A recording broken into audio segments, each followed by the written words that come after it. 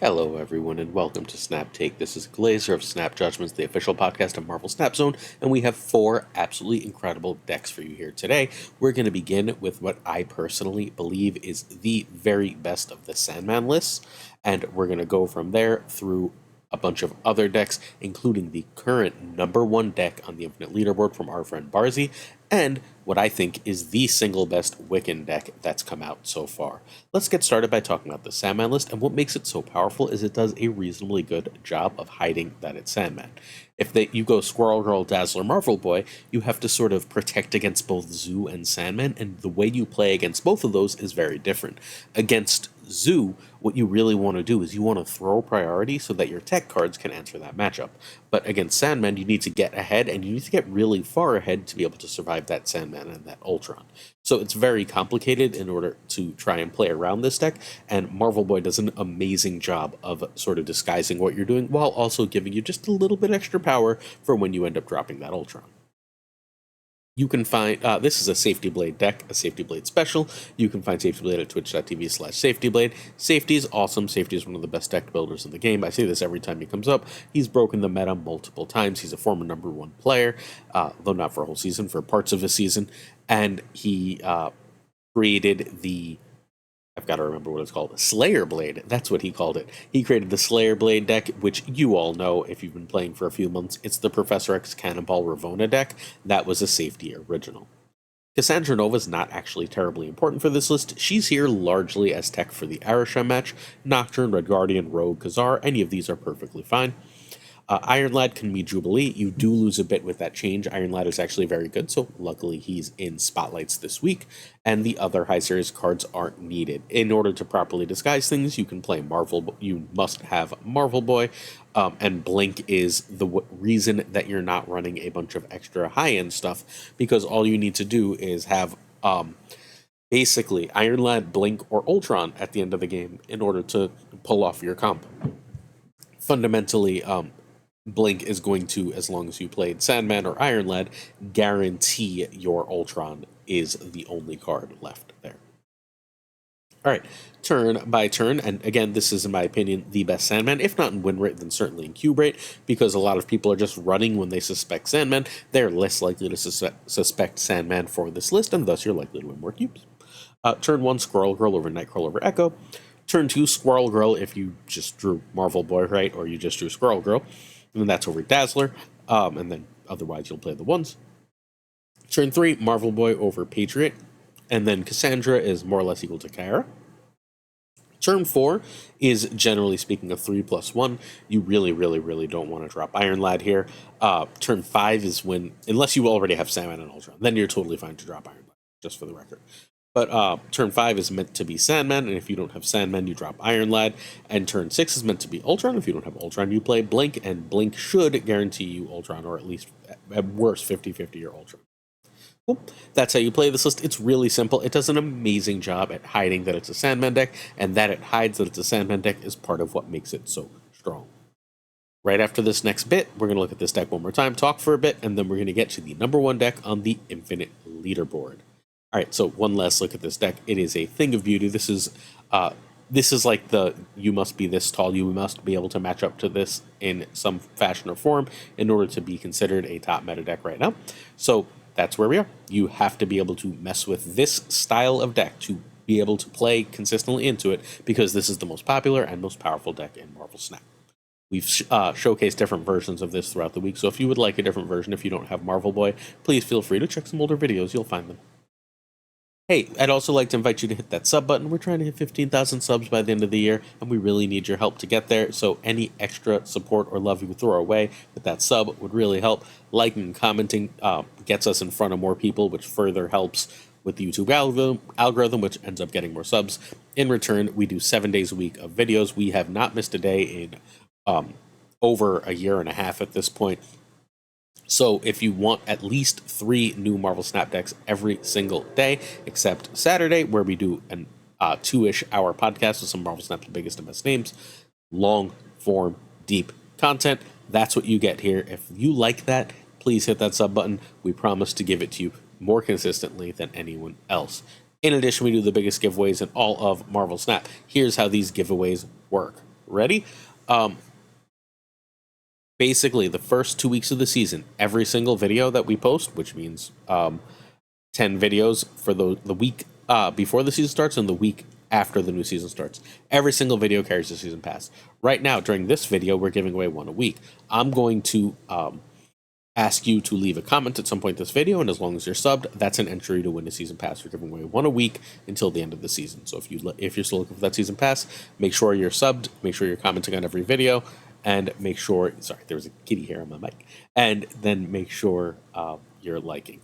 In addition, we have, I think we actually have 15 alliances right now. But hey, we've got a ton of alliances. So if you're still looking for an alliance, and our alliances get done, so if you're still looking for an alliance, please hit us up on the Discord. The Discord is linked in the description to this video.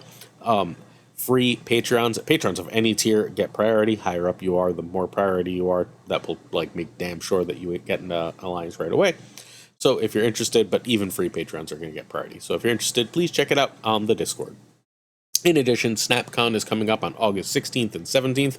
That's a few days away. We are sponsoring a tournament that our own Gunny T is actually running. So if you're interested in a big cash prize tournament, SnapCon is in Tampa on August 16th and 17th. It'll also be streaming probably on Felicity's Twitch. So if you're interested, check that out too. And Sunday on Sizer Stream, Sizer 2654 on Sizer Stream, we've got our first alliance battles. It's the Facebook group, the Avengers, against the Snap Judgments Alliance. Snap Judgments Alliance competitive team, the Snap Legends. So if you're interested in checking that out, it'll be Sunday, something like 11 Pacific, so like 2 Eastern, if you want to check it out on Sizer Stream.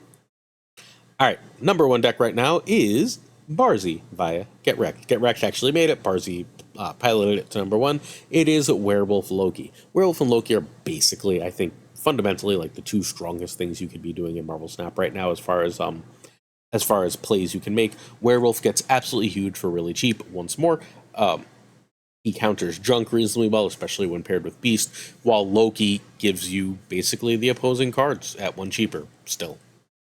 As a 3/5, he's still great stats. All around, these two cards together form the basis of just an incredibly, incredibly powerful deck that basically abuses them to win games. You can win with Loki, you can win with Werewolf, you can also win with Shang and Shadow King. There's multiple pathways. This is a very, very strong list. Barzy has created a Twitch. Barzy hit number one on stream on his first ever stream. There are, just in case you're looking for Barzy, 8 Ys here. So if BARZ with 8 Ys if you're looking for Barzy, and Get Wrecked is on Twitter at @GetWrecked_VG. Alright, so Spider-Ham could be Iceman here, but Spider-Ham has a lot of extra value right now, and we're going to talk about why very quickly. First, Mobius is not in the meta at all. When Mobius is heavily featured in the meta, Spider-Ham is a very dangerous card to play. But Mobius is not really being played. There is some Mobius in some Pixie decks, but it's not common. So that gives Spider-Ham extra value. The other thing that gives Spider-Ham extra value is Shadow King still shuts down the pig. If they play that pig, that is an easy Shadow King target to get rid of that power and turn it off. You have Shadow King in your deck. Most people aren't running Mobius. You are good to go. White Widow is good here, but not great. White Widow could be Kate, Medusa, Jeff, or more ones. I'm partial to Kate if I were to make the change, but do whatever makes you happy. And Copycat, I actually changed in my version. I had a lot of success with this today. I changed in my version for Juggernaut. Copycat is stellar right now. When I played with Copycat kept getting Werewolf, which let me tell you was pretty freaking nice. But Juggernaut is likewise phenomenal because it gives me an extra win condition at the end of the game. And Nocturne, spoiler alert, is probably the best card in Marvel Snap right now. All right, this one went 21 and 19. That's a 57% win rate at the... Oh, it didn't go 21 and 19. Whatever. Yeah, whatever. 57% win rate with 71 cubes, which means it was 40 games for 71 cubes. That's almost a 2-cube average, which is insane. This isn't one that's going to win all your games. This is one that you're going to be able to steal cubes with. Hopefully you understand the difference in those types of decks. Part of that is going to be your snapping strategy. So if you're good at snapping, this is a great deck for you. If you get Werewolf into Loki, you can relatively safely snap. Turn 1 is Hood over Ham. Turn 2 is either White Widow or 2 1s. Now, Ham and Demon are fine. Turn 3, Werewolf over Loki. Turn 4, Werewolf or Loki or Bounce. Generally speaking, if I have Werewolf, I'd like to play Loki in a 1, but I'm also perfectly fine just starting to bounce things around. And then turn 5, I'm trying to set up with some moves and some control pieces to get as many demons as possible down and move that Werewolf to a reasonable spot. I'm only going to move Werewolf a couple times at the end of the game unless I Loki'd. I'm going to play Shang and Shadow King if possible. Oh, that's 2 moves. If you miss on one, try and make sure the second one you play is the one you think Werewolf could still win that lane in anyway. And obviously, make sure you're Shadow Kinging to move Werewolf, not in the Werewolf lane. You would be very sad. After the stream team, we're going to tell you what the stream team is. We're going to look at the best day 1 Wiccan deck I found. But first, one last look at the number 1 deck. Props to Barzy, who is number 5 on last season and is currently rocking at number 1 in a heated battle with Derek Havoc OP for that number 1 spot. Cool. Derek / Havoc OP is playing a different list, but it's one we've seen on the channel before. It's the Mockingbird Sasquatch thing. So, however, Barzi's deck is awesome, and I urge you to give it a try if you have access to Werewolf and Loki. Again, those are the 2 cards you really need. Hey, if you're interested in seeing gameplay for these decks, please check out the stream team. Today is Wednesday, so the great GamingwithFlashX will be streaming decks from this video. Sorry about all the bounce, Flash. Flash does not love bounce, but that's what's good right now. Prashaun should have a video up for yesterday's decks, and tomorrow will be Parry Manilow's day. The great Parry Manilow will be streaming. Fair warning, this is going to get a little messed up relatively soon because, again, SnapCon is coming, and many of the stream team are going. So, be forewarned that if you're used to the schedule, it'll be a little messy, but you should still be good to go. All right, Wiccan is 4/7 on reveal. If you spent all your energy this game, plus 2 max energy. I started off the day playing Wiccan in big stuff decks, and Wiccan is wildly clunky in big stuff decks. Where Wiccan goes is in little stuff and control decks, and if you like little stuff and control decks, then I think you're going to have a lot of success with Wiccan.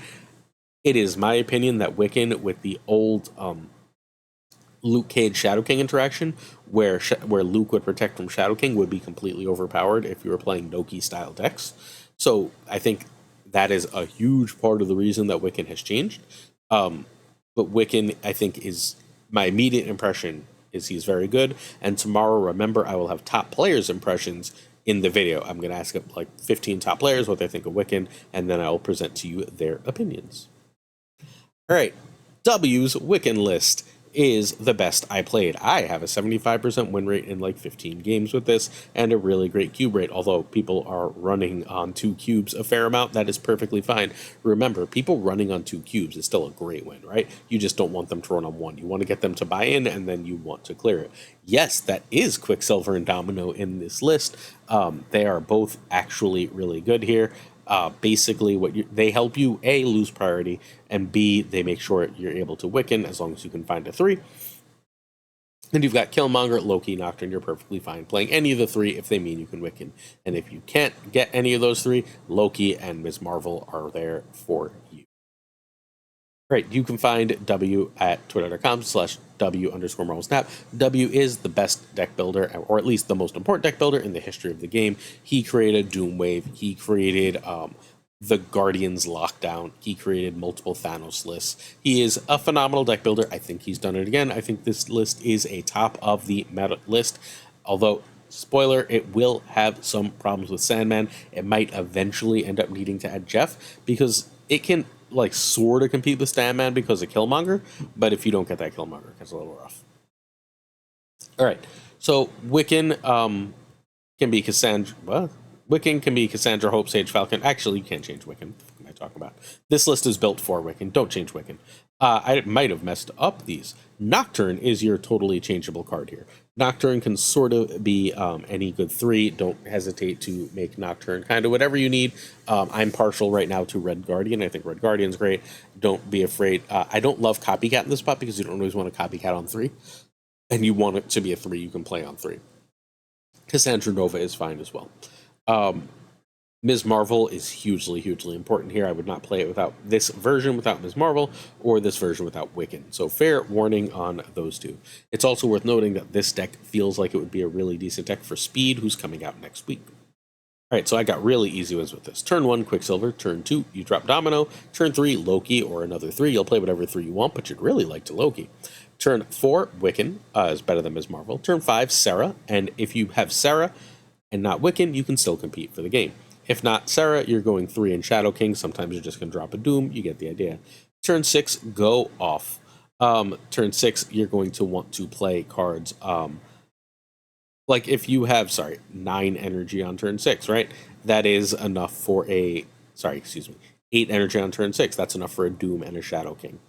But far better than that is being able to go Shang and Enchantress or Shang and Ms. Marvel, as the case may be. Or Loki, 2-cost card, Shadow King and Ms. Marvel.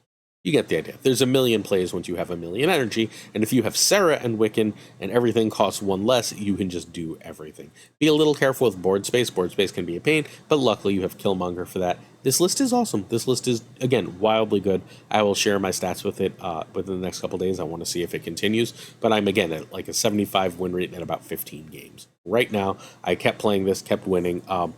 So I played against this a couple times with the Wiccan brews I was trying, and this rolled my face off. Like, it just beat the crap out of me.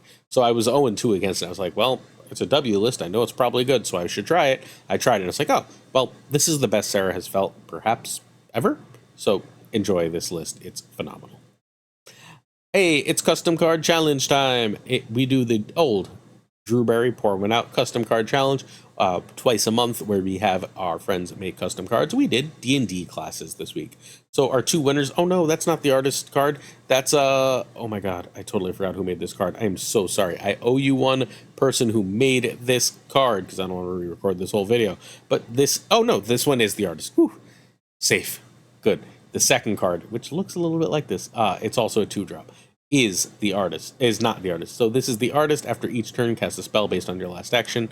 The spells we'll look at on the next slide, but this works great with Nico, Kate Bishop, Beast, and counters and tech cards. I think after each turn is kind of OP here, but like if this is just like the turn you play it, it gives you one of these spells. I think that's amazing. So if you play it in the middle, it'll afflict an enemy card here with -1 power and move it away.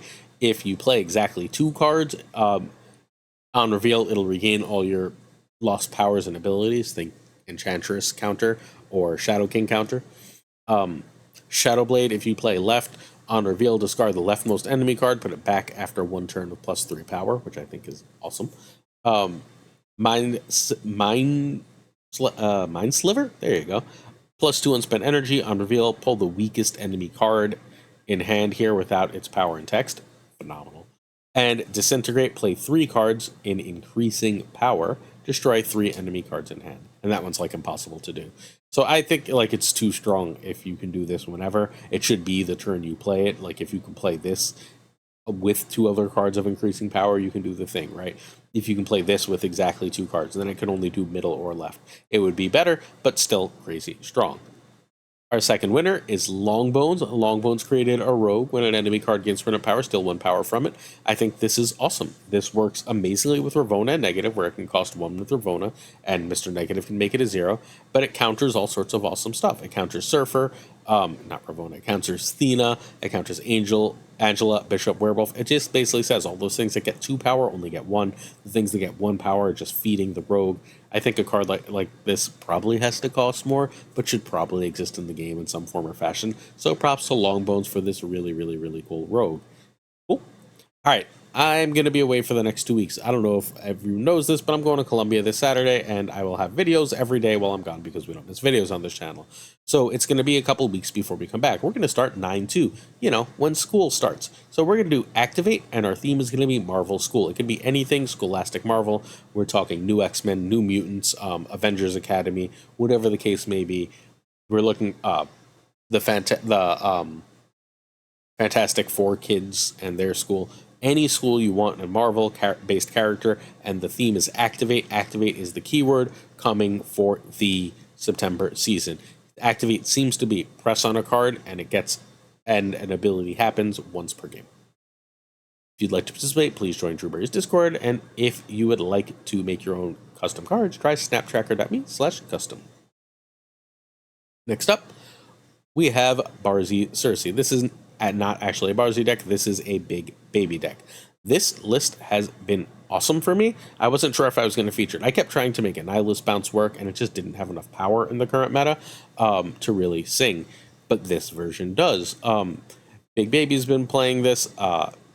Friend's been playing this. Barzy played it a bit. This is a really, really strong and well-positioned list, assuming you're still seeing a lot of junk and a lot of Sandman. Sandman does not love getting stuck with a bunch of negative power stuff on its side of the board, and then you end up just Sersi, like that should be able to win you one lane, and then Sersi should be able to win you another. So there is a lot of power to this list, a lot of ways to win that I think is really, really cool. So Big Baby made this list. I got it from Barzy, and KingofCanada happened to post this on Twitter today and hit rank 4 with it. White Widow can be Kate Bishop for this list. I think White Widow is better for this list, but Kate is fine. And Nocturne and Copycat can be Shang and Juggernaut. That's where I would go with those 2 cards. You do need Jeff right now, I think, for the list, and Nocturne. It's important to be able to move cards when you're trying to figure out where to Sersi or where you're trying to, like, block log. All right, if you're sick of junk, play this list. Annihilus just slaughters that matchup. Turn 1, Hood. Turn 2, Mysterio over White Widow over Jeff. Turn 3, if you can drop Mockingbird, that seems good then. If not, Nocturne. Turn 4, Sentry. Or again, you can Mockingbird, you can drop a Nocturne here. You can drop Nocturne and Demon, you get the idea. Turn 5, Annihilus if they're Clog. Or you can drop Sersi. And then turn 6, Mockingbird and Shadow King and stuff. And then you win. Sometimes turn 6 is Mockingbird and... if you can play 2 cards and they're going to Ultron you or their Zoo, sometimes it's Mockingbird and Killmonger. That works too. Awesome list. Powerful stuff. I'm a big fan of this list right now. There is one more list I've been playing that I've been having a lot of success with that I haven't shared yet. That one, my friends, will be in tomorrow's video. It's a buddy list. So just, I've been playing... I've had a ton of success with this Barzy list. I've had a this Big Baby list, excuse me. I like Big Baby. That's my bad. Ton of success with this Big Baby list. I thought it was a Barzy list when I made it. And then I was like, Barzy, did you not make this? And he told me. I've had a ton of success with that Wiccan list. And there's a third list that I'm really dominating with right now that we're going to talk about soon. All good? All good. Let's do some questions of the day and get on out of here. Our first question is from Mil Mascaris. He's curious if I think Thanos is dead forever. So the game is called Marvel Snap, and I don't know if you remember this, but the character that is famous for snapping is Thanos. It would be very surprising to me if they let Thanos, one of their key cards, die forever. This is not like Galactus, but I expect Galactus to sort of be buffed when the MCU makes him matter again. I fully expect Thanos as one of the key cards in the game to get powerful again relatively soon, within the next 3 to 6 months. So Almost Anonymous wants to know how Marvel Boy is in Thanos. Good, fine. I don't know. The Mind Stone thing hurts. It's hard to draw on 3. Very often you'd rather play Hope Summers or try and cheat out a Lockjaw, but it's good, right? Like, you're not sad to have it. It goes in the list. It's fine. Like, that's not where I want to play it. I don't think Thanos is good, so it's hard to, like, judge whether it's the Marvel Boy that's not good in Thanos or just the Thanos that's not good. Drexel asked what I think of Kate Bishop so far. I think she's incredible. I think she's the best season pass card since at least Hope Summers, and I thought Gwenpool was great, and I thought Baron Zemo was very good and very interesting, and Gilgamesh ended up great. But I think Kate Bishop is the best since Hope Summers, and arguably the best since Ms. Marvel. I think that Kate Bishop is an excellent card. The Acid Arrow is damn near OP. The Ant-Man Arrow has been getting pretty solid results for me. Not amazing, but pretty solid. And the whatchamacallit, and the Move Arrow has all sorts of ridiculously cool and powerful tricks you can do with it once you learn what to do. So I am a huge fan of Kate Bishop. I think everyone should get her. 2 non-snap questions, so if you want to be out of here, that's cool. So Naf Poppin asks, what hairstyle I never want to come back? Okay. I think bowl cuts and bangs generally look terrible. No matter the gender, I am not a bowl cut bang person. However, the boys haircut I do like, I'll always have a soft spot for, is the if any of you have seen Boy Meets World, the Sean Eric haircut, the middle part thing with the hair straight down. I had that for a little while. It does not look good on me, but I really like that haircut, and I hope it comes back in style. Yeah, that's basically it. Oh, also, I do not think dyed red hair looks good on anyone. Not dyed ginger hair. never see that. But like the dyed red hair, I think that is an actively ugly color, and it was everywhere for a while because of Carol G. I'm told. I don't really know. I'm old, but I hate that hair color. I think it looks terrible on it. And then mandatory burnout asks what the best leftovers are. Okay, so I've got two answers. First, my wife is an amazing cook. She doesn't follow any recipe. She just sort of cooks from her heart. She makes a variety of different rice and chicken dishes, which are just like a thing she does. And I take them for lunch almost every day, and they're legitimately phenomenal. People fight over getting to share my lunch. It's the best. But the best leftovers in, like, specifically are Indian food, particularly Indian meats and Indian, like, stuffed naan, are genuinely fantastic. They heat up really well. You can they simmer in the sauce. They stay soft and tender. All around, just like big moves heating up Indian food. It's basically always phenomenal. An answer I saw in the conversation was lasagna, and lasagna heats up well, but not as well as Indian food. Sorry. A lot of people are going to say pizza, and they're just wrong. Heated up pizza is good just because pizza is good, but heated up pizza is like exponentially worse than just eating the damn pizza. Cool. That is my leftover spiel. Oh, other leftover spiel. Thanksgiving leftovers kind of suck. They're extraordinarily overrated. Look, I'll eat them. I'm fat ass. I'll eat. But like the turkey is never nearly as good heated up. The rice is fine, but gets a little stale. You can tell because it's cooked in bulk. That like it just ends up a little stale. It's just there's no wins on the reheated Thanksgiving dinner. All good. Certain tiers of support on our Patreon come with on-air thanks. Let's give some on-air thanks so I can go to sleep. I'm going to say thank you to Abigail Giesland, Mandatory Burnout, Cables, Matt H, Irregardless, David G. Wingfield, Direwolf, LAB, FaThorNewman, Good Dog Gamer, Deucevelt, Inc., I Am Frostman, Jane Everett, Corwin, Rhymed Ryan Burke, newest friend, Ryan Burke, Heretics Lee, Toy Ray, Hyrofroze, The Goat Seeker, Dan Man Falcon, Good Pro Joe, Doc D, King of Doom Marvel Snap Card Content, Fat Nick, Ginger Prime, Philip Rakovich, Haplo, Kenny Loggins of The Danger Zone, Rob Silverman, The Bizza, X-Force V and Skippy G, winner of Snap Judgments League Season 1, sponsor of Season 3, Tommy Nyquist, The King of Bros Bro, Black Dahlia, The Great Kazoo, Jessica Gamble, Woody, Kev C. Hoda, Lunacris, Quantum Quinn, still a great name, John Q, Clam, I don't know why I said it that way. Did you like that, Clam? You let me know.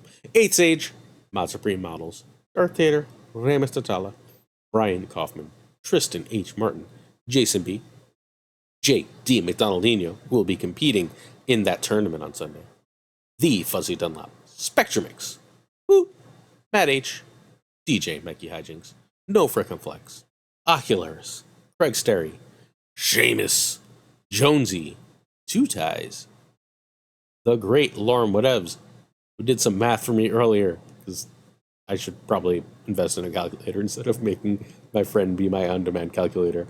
The Pirate King Tuccrr, the homie Min, who stopped messaging me again, message me Min, and of course Gunny T, where the T stands for.